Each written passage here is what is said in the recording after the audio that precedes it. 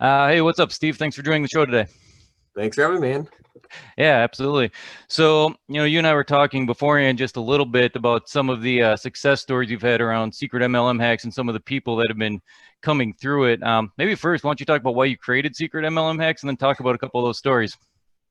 Yeah, honestly, I made it because I was so tired of actually what really happened was I was doing everything that my upline was telling me to do. And there was no malintent on their side. There's nothing was malicious at all, but it just got really apparent to me that once I talked to my friends and family, like I don't know who else to talk to. Like my business is Right. dead already, right? Like a business needs leads and cash flow to live, right? And I was like, well, I'm brand new, so cash flow's gone, and I don't really have any more leads. How are these big guys actually playing the game? And what I noticed was a significant number of them had little mini courses and books and podcasts, and they would publish, and what they did is they would create these things in front of them, and that had nothing to do with whatever they're in, Right. whatever MLM they're in. And when people bought it, then they would approach that person and go, oh my gosh, that was a paid lead, right? And a paid lead's always better than a free lead. And I was like, oh my gosh, I've got to go do that. And when I saw ClickFunnels come out, I got it just right after it left beta. And I was like, I bet I could go pull that off in ClickFunnels. And what's cool about ClickFunnels is I can clone pre-built, vetted out funnels that are doing that.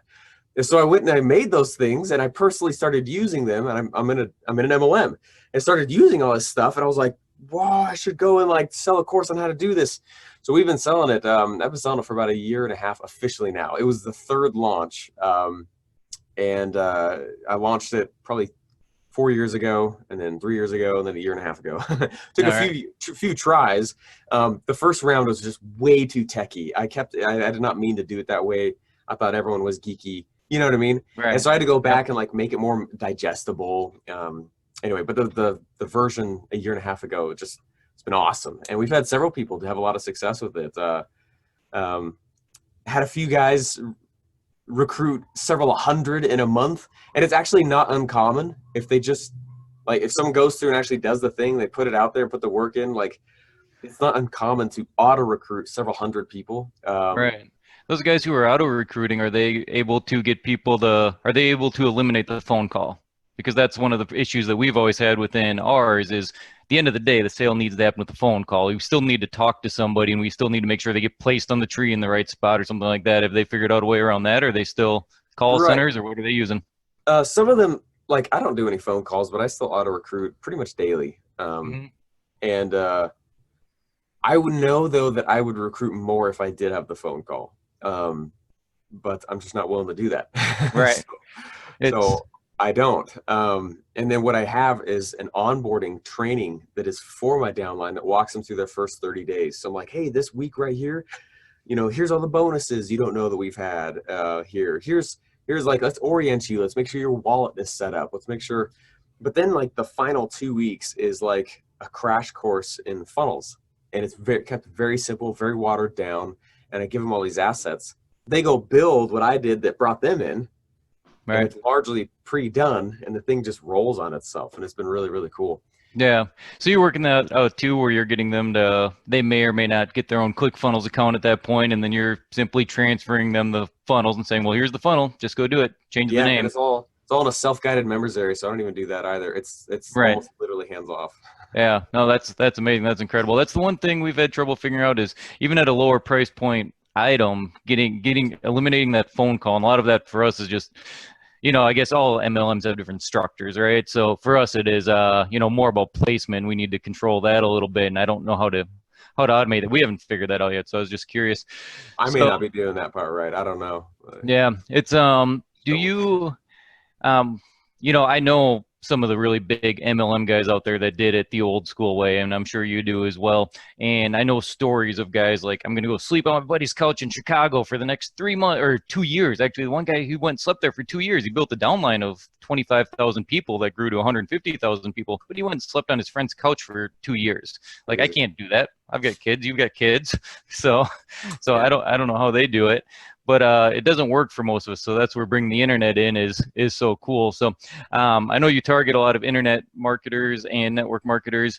Have you seen some success with kind of like the stay-at-home business entrepreneurs, people that are just doing this at home, building pretty significant businesses, just doing this all online as opposed to sleeping on their friend's couch in Chicago. Yeah, yeah. We've had several people recruit several Right. hundred in a month. We've Yeah. had I had a it's not like I'm not just pulling like one or two case studies. This is it's not uncommon to see someone's overall team volume just go get really big Yeah. after this kind of thing. One guy went from 8,000 a month to 150,000 a month, and he didn't have the program that long before that happened. All you're doing, what's interesting is like you can take, like imagine that you have like so I grew up in Denver, Colorado, actually in Littleton, and there is it's called the Bandimere Speedway, and it's the speedway that sits right by a highway, and it's a drag racing track. And what's interesting is like it's cool because you could drive by this drag racing track on the highway and see the mountainside light up with flames as these drag cars that go flying down the track. So like if you think about like a drag car, and let's say the next car on there is like a Prius, Right. you know, the question is, which car will get to the end? They both will, right? One just gets their way faster. What I've noticed and learned is like you can build something huge. When I find somebody who's in network marketing or an MLM or whatever, and they go in and they say, and they're willing to work, they are working, they're moving forward, they actually are willing to be maybe a little bit uncomfortable in order to go talk to somebody or whatever. When I take somebody who knows how to talk, who knows how to go and speak with individuals, who knows how to sell their stuff, and merely put it on the internet, like it's like putting them from a Prius into the drag car, right? They'll both get to the end. One's way faster though, and it's automated. And so that's what's the interesting thing about it is there's almost no difference of putting it on the internet. Everyone has a funnel. If anyone has sold anything ever, it was in a funnel. Just the fact that we put it on the internet is just a method. Right, the first caveman to trade a rock for a fish, right? That was a funnel. That was the first funnel ever. Because the funnel is just an offer and a message, you know. And so like, people will look at MLM or network marketing. Like, well, you can't do a funnel here. I was like, you already are. Have you sold anything ever? Oh, you had a funnel, right? You just didn't build any intent. There's no design. You didn't purposefully go build a funnel, and that's why it's not amazing. So if you go think through like very simple funnel structures, and go put someone who's already good in their MLM and just put it on the internet, it's amazing what can happen. Right. Yeah. If you can find those right people. And I guess I had two other questions. I'm going to follow up on that one here really quick though. So with the people that you're targeting, one of the things that I've kind of noticed as of recent years, like MLM is finally starting to get more accepted. It's getting more and more. We're starting to infiltrate the masses to a certain extent. It seems like it's getting more professional. Yeah. And are you noticing that quite a bit within the people coming through your course? Like, you know, we find these, one of my favorite people to find are the people coming from the corporate world that want something different because they already have the structure and organization and detail to their life that, let's face it, most brand new entrepreneurs just don't have, or the people, the dreamers don't have. Yeah, yeah. I love MLM personally I treat it as kind of like a back-end asset that's always growing and building with these systems. I still do my other stuff. This is just something I frankly do on the side. Right.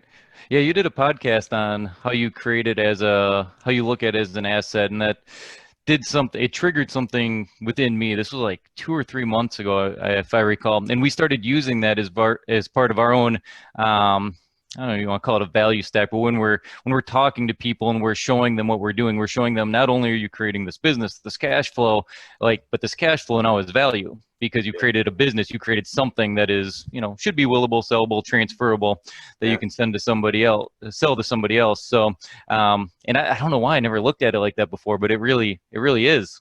So even a relatively kind of higher risk business like an MLM business, still has a 1 times, 2 times multiplier value as an asset. So, awesome. It's something. So for sure. So do you, in your training systems on the back end, then are you using, I know you're teaching people what it is you do exactly. Do you teach any of the old school techniques, the kind of the build through techniques, or do you say, hey, you guys are gonna go build something really big here, but maybe before you do, you should go talk to your friends and family really quick? Anything like that? I mean, if I'm not against them, people talking to their friends and family. What I'm against is people talking to friends and family who just truly, you already know, are like, right, you just know they're not interested, but you still go bug them. I'm against that. Uh, I'm against recruiting somebody because you convince them.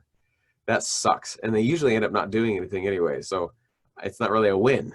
Right. So I'm against that. So as far as like old school methods, I do tell them, like, I mean, if you have relationships that you know would be a great fit, like there's nothing wrong with going and talking to them about it. But once that's dried up, traditionally, that's when your business dies. That is really when you start this MLM space on the internet. And all I'm building for them is I've helped them understand how to build a lead machine that qualifies the leads. So now they have just a consistent amount of people to always talk to. And it's fine if it's on the phone or you close them through email sequences like I've done. Yeah, so it's not to say that everything in the old school is wrong or bad. We're just building on it with No. the internet. It all works. I mean, the old school method's all based on trust, right? It's like I'm going to talk to somebody that trusts you, and then we're going to talk to somebody that trusts them, and just keep going. So the get one to get one, and that's more the old school model. The interesting thing is in our company, the main one that we work within, is that the guys who teach that have been in it for 10, 13 years since the company started, and they've hit the top rank in the company like 4 times. The really interesting thing is right now is that there's a 24-year-old kid on the other side of the world that just hit the top rank in the company for the 4th time, and he's doing it all online. It's all Instagram and all internet these days. Just Works. it's pretty interesting. It's definitely going to change the industry quite a bit. So I guess as we get to where we're wrapping up here, what are your, like, say, we'll call it the top 2 or 3, whatever you can get through, kind of pointers for somebody who's thinking about jumping in, like where you would take people, like what's step 1 if they were to join Secret MLM Hacks? They jump into, what is it from you that they see, and what's the first action you have them take? Honestly, it's so funny, people are really afraid to realize, I have people fight me on this point a lot. Anytime you sell a product to anybody ever, you also create problems for them. People are like, no, I give them a solution. My product solves things. Mm-hmm. Yes, but it also causes problems that weren't there until they bought your product. And I call them follow-up problems. Take ClickFunnels, for example. ClickFunnels, what's interesting is like when you go buy ClickFunnels, when I got ClickFunnels for the first time, I never, ever considered, how do I build, what is an SMTP account, right? What email? Right. What is it? How do I create a sales video and a sales letter? Like I never had to solve those problems ever in my life. I never even thought about them until I got a ClickFunnels account.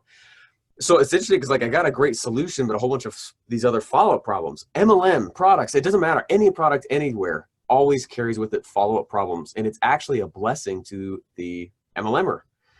If I was to go in and sell somebody a supplement, right? You start thinking through, this is like some of the sweet sauce of the things that I teach is like, well, what issues would somebody have? What questions would somebody have? What problems would they have with my supplement post-purchase? When should I take it? Should I take it with food? How much should I have with it? Should I work out? Should I not? Right? There's a whole bunch of like quantity levels, and let's customize it to you. And the best places, those are actually a gift. And when people can realize that, what I do is like, think about your product, right? And I think about, we do this. We'll think about whatever the product is, and we'll write it on like a whiteboard, and then we'll just start listing out all the follow-up problems. And then what you have to realize is not every problem pays you the same when you solve it, right?